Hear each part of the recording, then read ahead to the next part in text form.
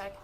My name is Raina. I'm the Public Safety Information Officer for the Apache Junction Police Department. That's Raina Steffen, Rayna Steffen. And today we're here to provide an update on the officer-involved shooting that we had yesterday. And I'd like to introduce Chief Michael Pooley, our chief here, to talk about that. Hey everybody, my name is Michael Pooley, P-O-O-L-E-Y. I am the Chief of Police here in the city of Apache Junction. I've been the chief for about 3.5 years, and it has been an absolute honor to be here in this amazing city. I'm surrounded here with some of our city council, our mayor, our county attorney, Brad Miller, so we appreciate the support.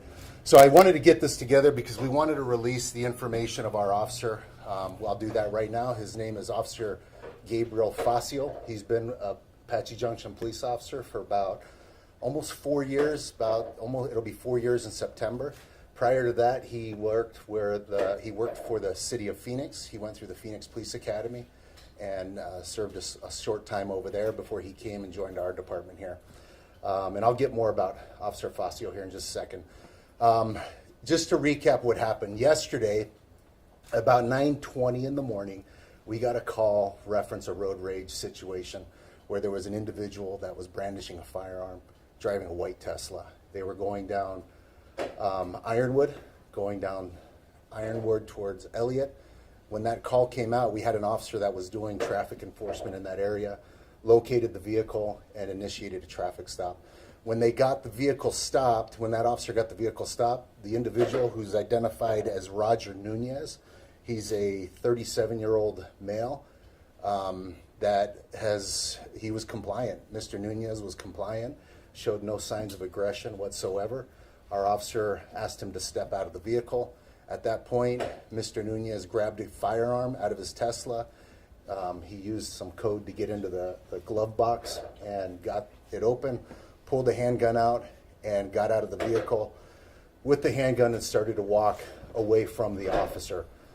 The officer asked him to stop, tried to get him to comply. He refused. He did say at some point that he wanted the officer to shoot him, and at that point it was kind of like a suicide by cop.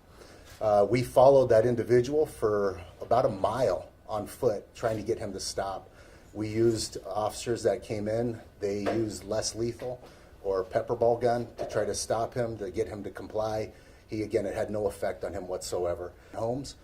And at that point, he, out of a quick move, pulled that firearm up, and it was 1 in a million shots, fired 4 rounds, striking Officer Gabriel Facio in the face. He went down immediately, and other officers returned fire, striking Mr. Nunez. Mr. Nunez went down. Sorry.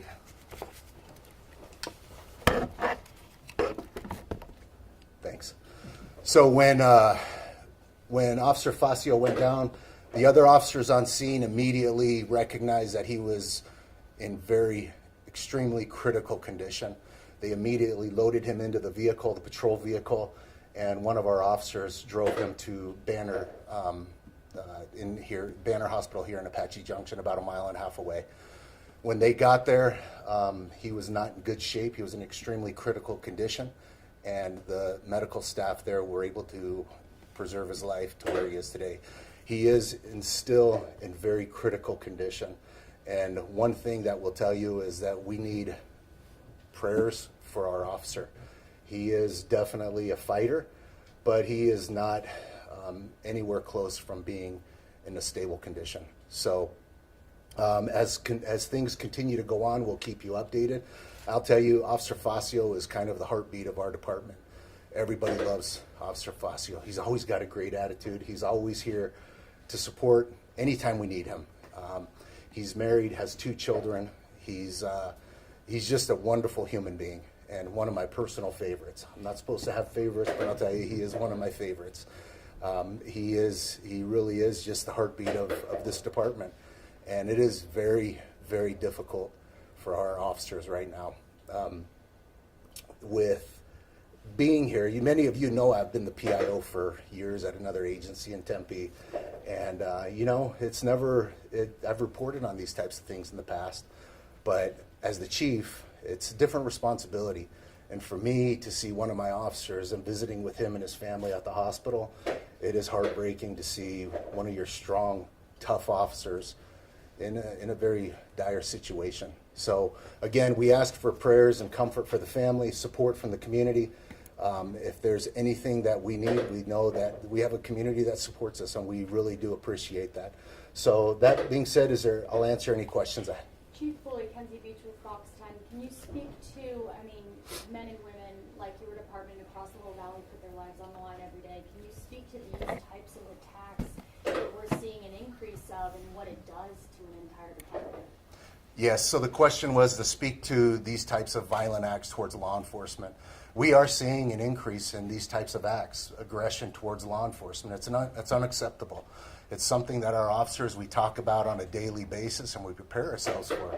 We know that the 99% of the community supports us and they're compliant, and that they do everything they can to be there for us when we need them.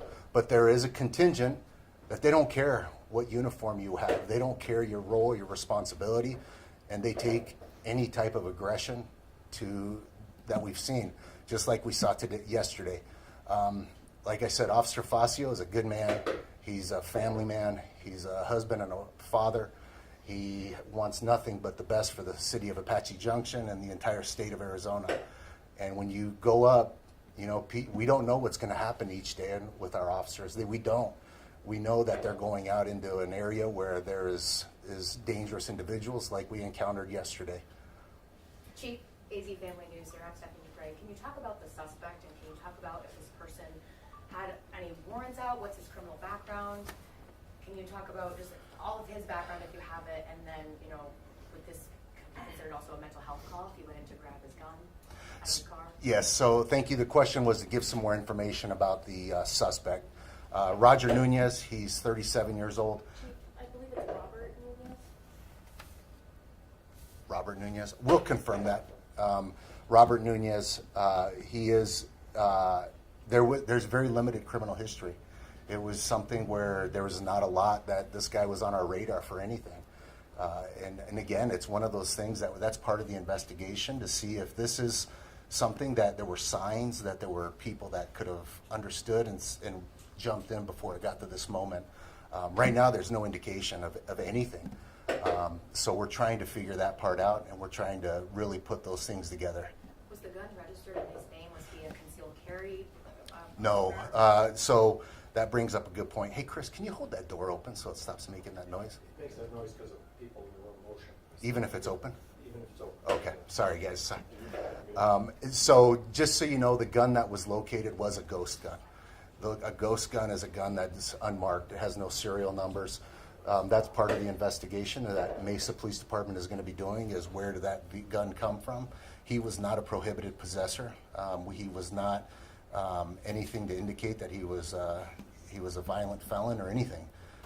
But we do know that he was not in his right state of mind yesterday, especially when he made the decision to fire at our officers. Is he an Apache Junction resident? He is. He did live in the new community down south. Yes.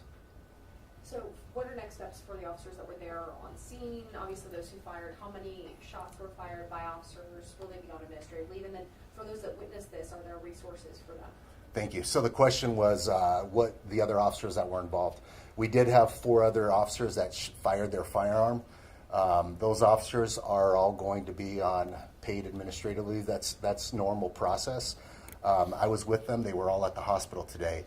And I'll tell you, being together and staying together was the most important thing for them right now. A lot of their spouses and significant others were there as well. We had a lot of other officers that were on scene that assisted, that did not fire their firearms, and we're making sure that we get them the resources that they need. These types of situations are the things that they'll carry with them their entire career and the rest of their lives. And there's no doubt in my mind that they're replaying this every single second of what they could have or should have done better, or what they think they should have or could have done better. But we're not here to talk about that right now. We are just here to show our support for them and to let them know that we're here to stand with them. Chief, I imagine losing what is effectively 5 officers within a 24-hour time frame for however long this is.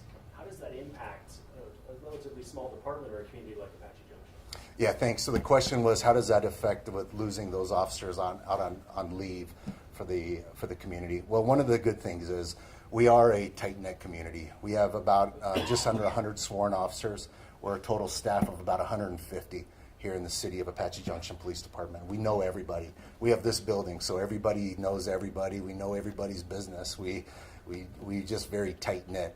One of the things that we also are in law enforcement, our entire East Valley and the Valley of Police Department and law enforcement agencies are very supportive.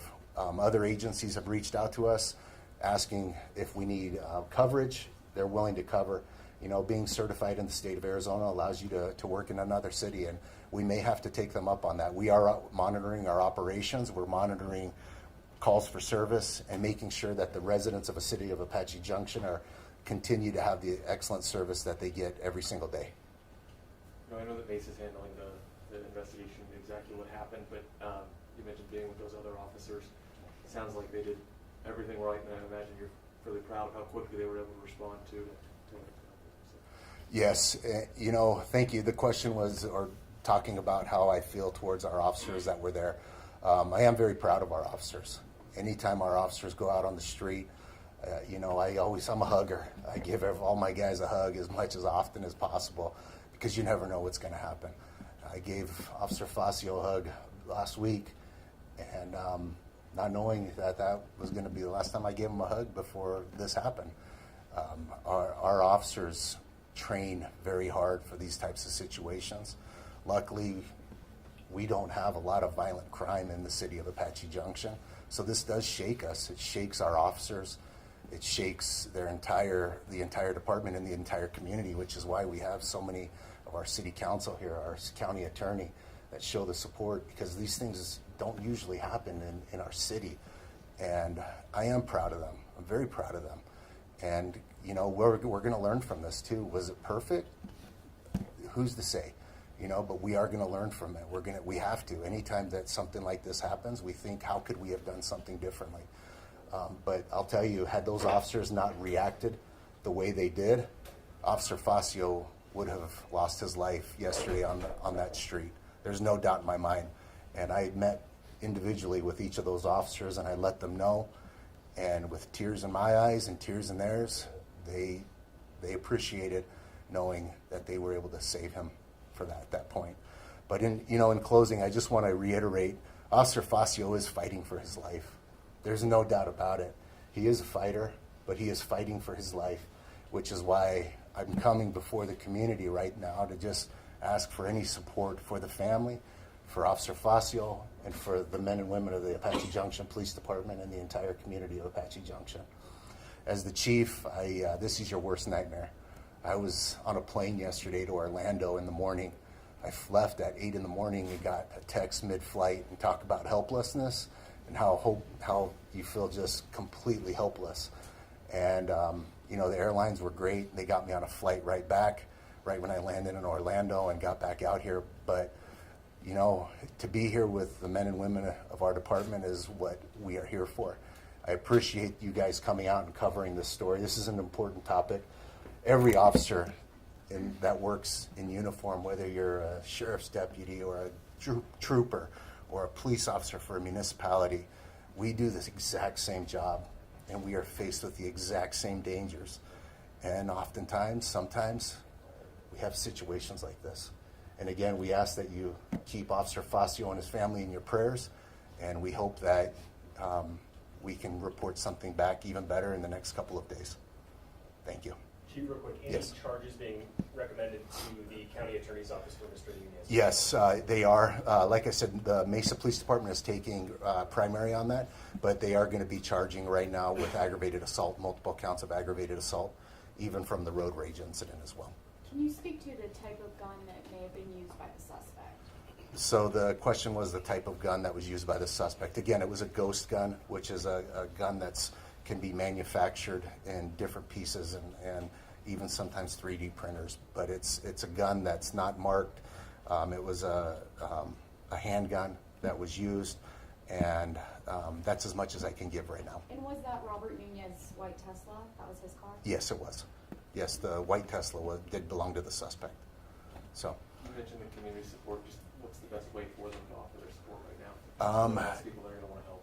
Yeah, so the question was how can people support? You know, I'll tell you, I believe in prayer, and I pray.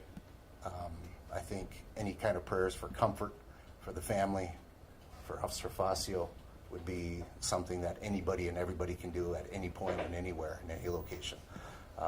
As far as going on, if we have a fundraiser for him, we'll let you know.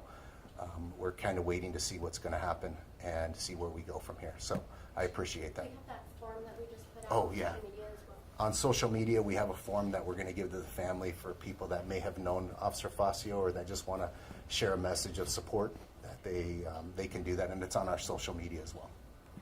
So, yes, ma'am. I'm Patricia Skipper. I was just wondering if we could have a moment of prayer, silent prayer, before you end things. Yeah, we can do that right now, and then we'll end. So if you can just join me with a moment of silence.